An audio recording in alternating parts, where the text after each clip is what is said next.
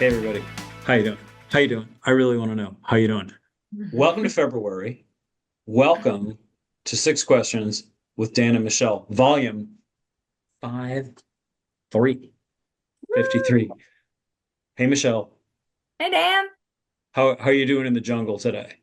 Oh my gosh, it's lovely here. I have three new blossoms, so I can't complain. Especially since it's an absolute blizzard outside and Hmm. it's like 5 degrees or something. But Yes, Michelle looks like she's in the tropics. She yeah. does. It looks warm and tropical and very, And my trees and everything are blossoming, and they're not even supposed to be blossoming right now because it's so cold. It's really a miracle back here. I love it. Yeah. Another miracle is that our guest today is a guy we've really been enjoying getting to know, and that's Jay Devers from our pretty new client, Bestway International. Jay, thank you so much for being with us. How are you doing today? I am so great. Thank you for inviting me. And I was mentioning to Michelle earlier that been looking forward to this all week. We've been looking for, I mean, granted, it is only Tuesday, but we've also been looking forward to it all week. So, Jay is the CEO of Bestway International. It is a Kansas City based company dealing in all sorts of logistics, import, export, North American services. And it's a great fit for our experience. But I got to say, not too many companies that we've worked with in logistics have had, I mean, you guys are really nice people. Yeah. And I'm not saying that's our first ever experience with nice people, but you guys have a real culture that's made it very easy for us to get to know. So we've really enjoyed that. So thank you for that. It's an incredible compliment, Dan. Thank you for saying that. That really that means a lot. So that being the case, anybody wants to get to know nice people. So we've got 6 questions already, including a few I think we're going to make up on the fly to find out more about Jay. So the time to get into the questions is right now.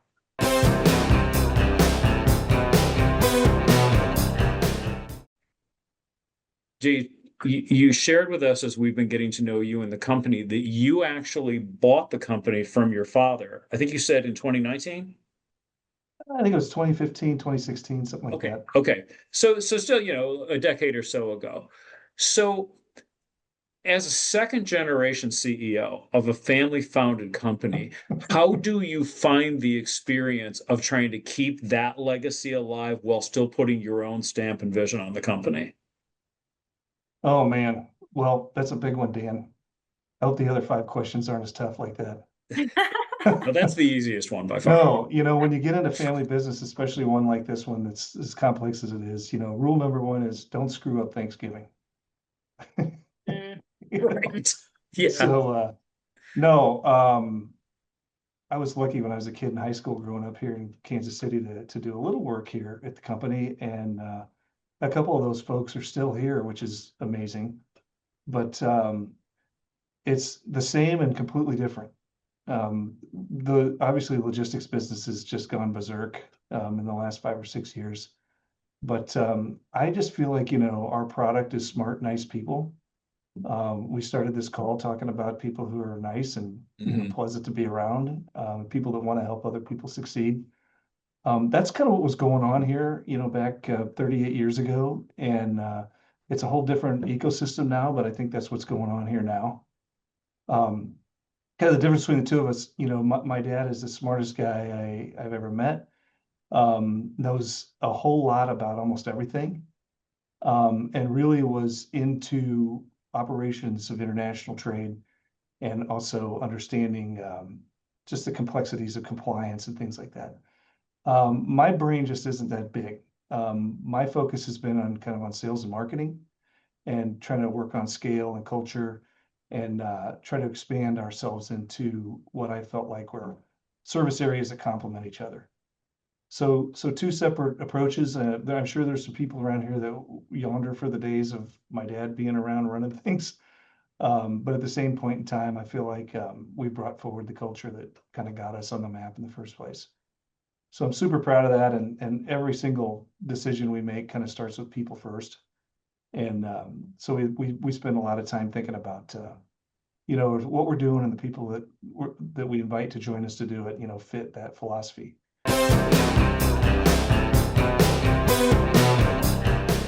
So, Jay, you're with Bestway now. But before you started a company from scratch, I believe in the 90s, right? Yeah, seems like just yesterday. So can you tell us a little bit about that and how you're benefiting from the lessons that you learned while you were there? Oh man, well that was something else. The I've started a couple companies from scratch actually, but the one I think you're referring to, Michelle, was a internet service provider telecom company up in Des Moines, Iowa, that's still around, which is pretty neat. So myself and two other guys who really had an idea that there was going to be a future someday where businesses are going to need this thing called high-speed internet. The fax machines are going to go away. People are going to need email to get through their day and perform. And believe it or not, in the late 90s, this was a little bit of a tough sell. There was a lot of businesses that were resisting this kind of technology, and of course, this is a run up to the dot-com tech bubble back then. But again, got in with the right group of people. These guys are amazing. We worked our butts off, paid ourselves nothing. Ended up kind of growing this business to the point where I'll skip a few steps, but we ended up raising about 40 to $45 million in institutional venture capital over the course of 4 or 5 years. And then I think it was 2003 or 2004, company was sold to Philip Anschutz, who's a Denver entrepreneur um, related to Quest Communications and the railroads, things like that. So company's been rebranded, still around today, still doing interesting stuff. Of course, as you can imagine, now they're into managed services and data centers and things like that, which are all the rage these days. But that was a hell of an experience. It was truthfully just the three of us, and the most educational part about that was actually understanding fundraising and bringing in angel investment capital, bringing in venture capital. Made a lot of expensive mistakes in that process. We were a little more in love with the company and the concept than we should have been, as you would imagine, from a bunch of guys in the mid-20s. And so we goofed up a few things as it relates to the capital structure. But you know what? I call it tuition. Yeah. That was tuition, and just part of because all this stuff just becomes part of who you are Yeah. as you're out there trying to make stuff happen. So I'm certainly not ashamed of it. It was a lot of fun. Would definitely do some things differently. Yeah. I mean, I started this company in the 90s from scratch. And there is no better way to learn things and gain experience than to make the kinds of mistakes. And I think it was interesting that you said you were a little more in love with the company than you should have been. But I totally get that because it's yours and you connect, you identify with it so strongly. And it's Yeah, hard to be objective in some of the business decisions you have to make. yeah, It's absolutely, it's part absolutely. of the experience. Well, you guys are expert marketers. I mean, one of my favorite stories from back in those days was we would go out and make sales calls and come up back with a page full of notes. And then every night we would revise our one pagers, or we would revise our marketing material. We'd update the website, then go out the next day and make more sales calls. And so it was this really organic, like, hey, what are the customers thinking? What are the pain points? Who's their competition? And it was so damn fun. Yeah. I mean, we worked a lot of hours because you couldn't burn daylight messing around with desktop graphics and stuff like that. You had to be out talking to people. You had to be listening to people. So we Mhm. would we would work on we were marketing guys, from about 7 o'clock at night till midnight, and then sales guys wearing out our shoe leather all day, just trying to see if we could sell this stuff so we could stay afloat.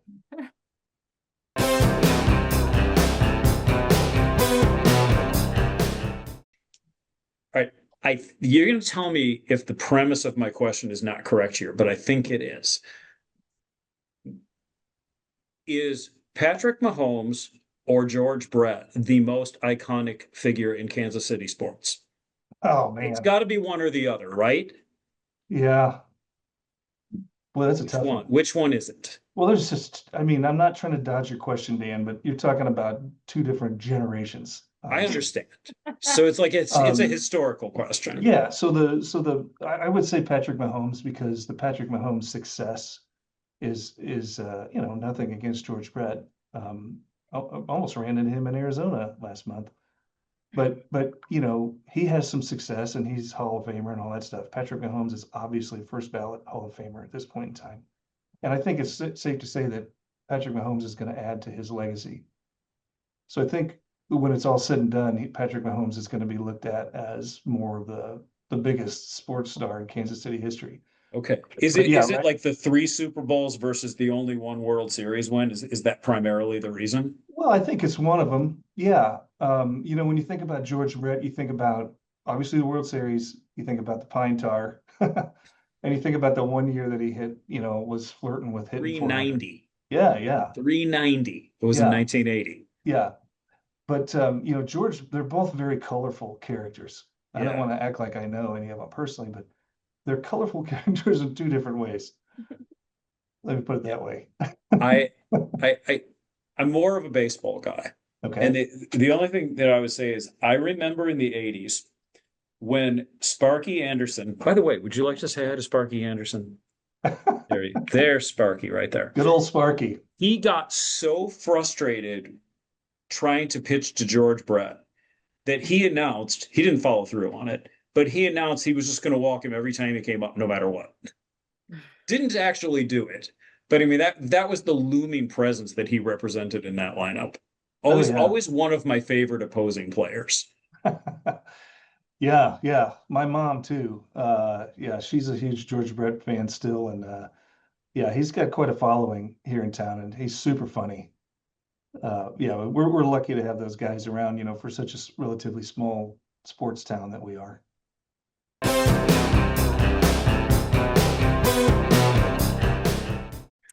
All right, Jay, you were just on a cruise. I was. Can you tell us about that? Where'd you go? What was that like? Oh man. Well, the story real quickly is that, for most of our life, we thought cruises were what other people did and mostly crazy people. When just wasn't interested in that at all. That's okay. Mm-hmm. But when the 25th anniversary came around, I felt a little bit of pressure that I had to do something kind of a little bit bigger than like a trip to Applebee's.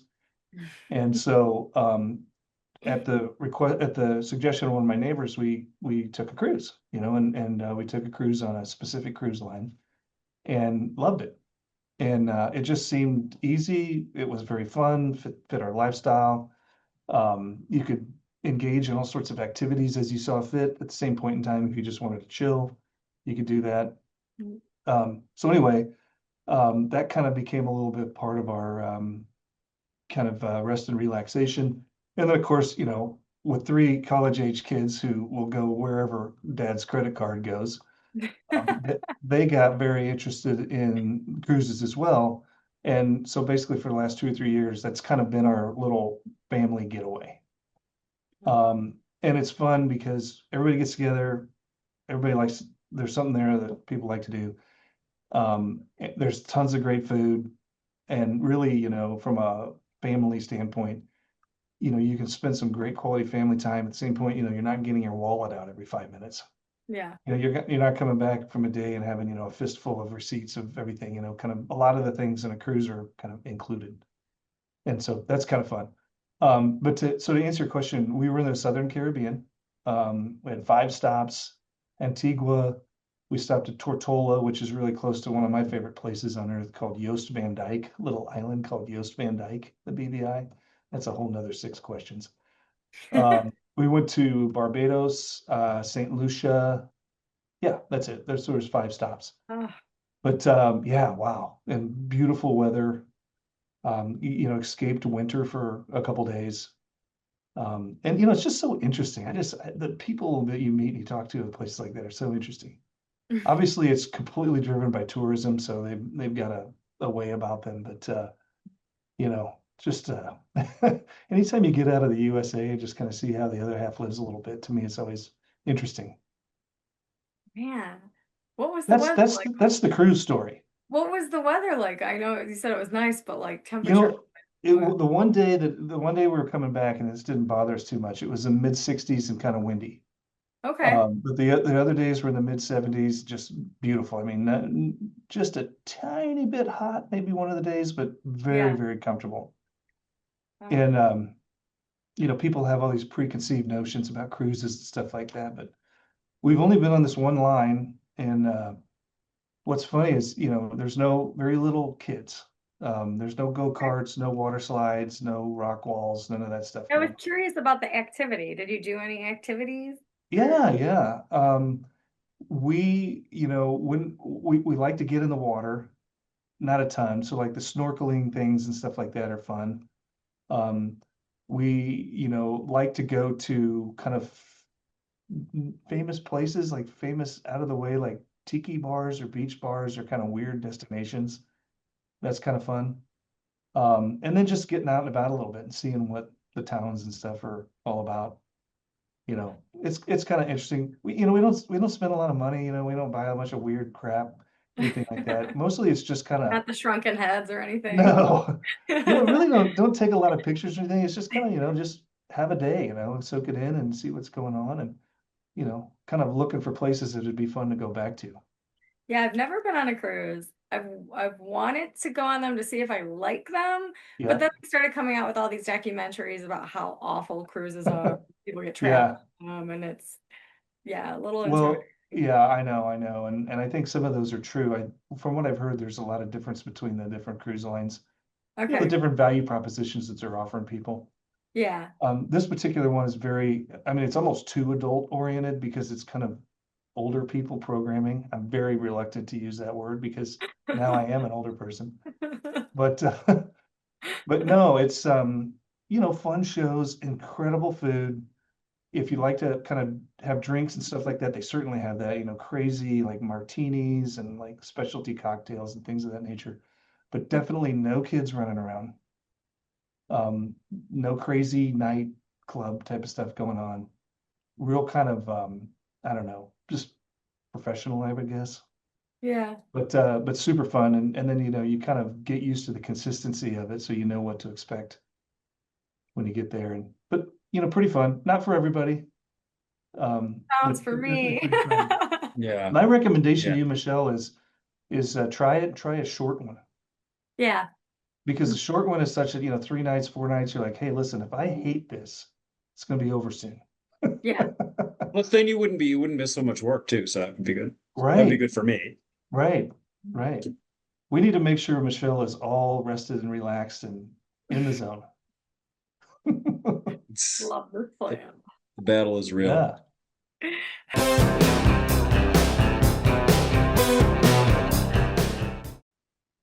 Jay, what's the best 80s movie and why? Oh, gosh, man, you're killing me, Dan. I Well, I never would said say, it was going to be nice when you I agreed know, to do I know. this. I thought this was 6 questions, not 6 hard questions. Okay, well, this is like the Mahomes George Brett thing, so it's really a matter of personal preference, but I It's gotta true. go That's with true. Ferris Bueller's Day Off, Okay. Back to the Great Future. movie. Okay. Also a great movie. I mean, it's hard to argue with that one. Yeah, It's hard to argue with um because there's so much going on in that movie. yeah. And it's not only is it coming of age, it's this playful naughtiness that, is pretty harmless. Yeah, Um, there's some real drama in it, between the three main characters. yeah. And there's so many, I mean, like people our age, and probably not only people, because I'm 59. Okay, so we're right in the same ballpark. Um, People our age are still running around busting out lines from that movie in casual conversation.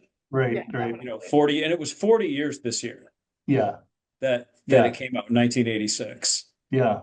Gosh, that's Um, amazing. it really is, and I think it was one of those things where what made that such a brilliant movie is that it made no pretense of being serious, Yeah. and that's why it works so well. I know, it was great. Well, you hit it right on the head, Dan. This playfulness of, hey, let's go in the world and see kind of what we can get away with. I mean, we're not trying to hurt anybody or anything like that. We're not doing mean things, Yeah, but we're going to go out and kind of see what we can get away with. And then, of course, for a lot of people who are in their teens at that point in time, myself included, I don't want to speak for you, but I didn't know about all this stuff that was going on in Chicago. I'm watching this movie. I'm like, my gosh, this town is amazing. do Look they at all have a this cool parade stuff. there every Hell day? yeah. It's like, So not only was it funnier than heck and very endearing in certain ways, but it was also a heck of a like a Chamber of Commerce movie for city of Chicago, I thought.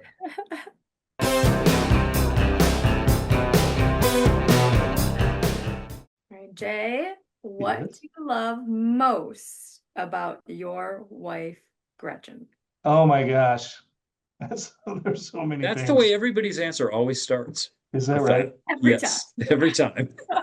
Well, I tell you what, I feel like we talked a little bit about my journey to get here, and that's tough on a spouse, especially with three little kids. There was a period of time there where I was commuting from Iowa to Minnesota, which isn't that far, but I was gone most of the week, and the kids were all little, and that was tough. But she has really been behind me for a lot of the stupid stuff that I do. And I've got, just a, I got these little side hustles and I complain about, I'm always into something. I'm 56, but also I'm very immature. She's a great mom. She's a great cook. She's got a great sense of humor. Um, and she's been right there with all the stuff we have going on, including, just managing the change of our finance capability here and being able to come in and help back up some of the people we have here. So if I got the like, what is your favorite thing? I mean, she's the best cook. You just wouldn't believe the stuff that she makes. I can't believe I'm not 500 pounds. Um, but great mom, great partner. I'm very understanding, very patient. So that's a lot. What's your favorite meal? Or Oh man, I guess. you know, it's just almost whatever it is that she's making. Yeah, I mean, I will say this since you're gonna make me choose, Michelle, this is very cliche for Kansas City. But my wife makes a brisket on the smoker. If you like smoked meat, she makes a brisket that's absolutely unbelievable. And so, I mean, restaurant quality, if not quite a bit higher. The We got restaurant some, aspires to Gretchen quality. well, we've got some pretty good barbecue joints here in Kansas City, as you may have heard. But yeah, so that if I had to choose one, that would be my favorite. But the stuff she makes is insane. And we're both not spring chickens, so she's putting a lot of work into healthier meals. Awesome. So, we don't have to Which is get, why you're not 500 pounds. well, yeah. I don't have to get new pants, every 2 months. So we got, but she's no, she's been awesome and we have a lot of fun. So with the kids or without the kids. So very, very lucky to be on the ride for it'll be 30 years in November. And so Amazing. yeah, like the cruise thing, 4 years ago we went out and found something new that we liked, that's what it's Yeah. all about. So, but being married is a tough deal, man. It's, you know, you start out and you're in love and it's all gushy and oh, you just couldn't believe it. How could this be any better? But after you've been married a while, it's more like a business partnership. You guys, you got assets, you got liabilities, you got expenses. You got to do planning for yourself and other people. Mhm. You got to take care of people. It's like, so you better pick a good partner if you're gonna Yeah, go down it that is all road. that. You do have to develop the ability to make decisions together. Yeah. And as much as people feel like they're a natural fit when they first start out, you always have to keep learning how to do it. Mhm. Yeah, yeah. And I think you just have to have a little grace. I mean, I can't imagine how many hundreds of times that I've been just absolute, butthead to deal with over something. And Nah. she's still around and so I try to have the same grace with other people around me that Yeah. sometimes it's just not going to go exactly the way you want it, but you just got to realize that it's all for the greater good. Yeah, definitely. And Dan, aren't you and Ange 30 years or going on? Well, it'll be 30 years of marriage next year, but what we do have coming up in a couple of weeks is the 30th anniversary of our first date. Ah, Ah, So thank you. that's the one that we've been talking about that we're planning. well, I tell you what, let's get together offline and compare notes because Okay. I feel pressure, not like 6 questions pressure, but I feel pressure, to come up with something kind of good for these big anniversaries. Well, fortunately, she already told me exactly what she wants to do, so I just made the reservations. So Oh, I didn't even have to think. oh man. Wow. You're a lucky man in many ways, it sounds like. I mean, we are marketing though. We can figure this Oh out. Yes, yeah. we can. Yes, for sure. Yeah. Yeah. Yeah. I wish I was as creative as you guys are. Then we'd really have a trouble on our Well, hands here. you have access to us, so it's just like the same thing, you know. Yeah. Yeah. Yeah. And I need to throw the compliment back your way. You guys have been an absolute pleasure to deal with. Um, enjoying the process so far. And when you really look forward to proofing stuff that's coming out, or you really look forward to hearing about what's next, that's a good feeling. Well, You that know, is a really nice compliment. So thank you for saying that. yeah, yeah. Well, it's absolutely genuine, and it sounds like our folks here are hopefully being as helpful as they can to keep things moving. Yeah, They especially Libby. But not only Libby by any means. So Jay, thank you so much for doing this. It's been great to get to know you a little. We do not have butt heads for guests here, so you're great. Um, All uh, right. Everybody, thank you for watching. Hope you've enjoyed getting to know Jay a little better as we have. Michelle, thank you for co-hosting as always from the jungle today. Of course. And everyone, join us again this time next month for another 6 Questions with Dan and Michelle. Thank you again, guys. It's been a privilege. All right.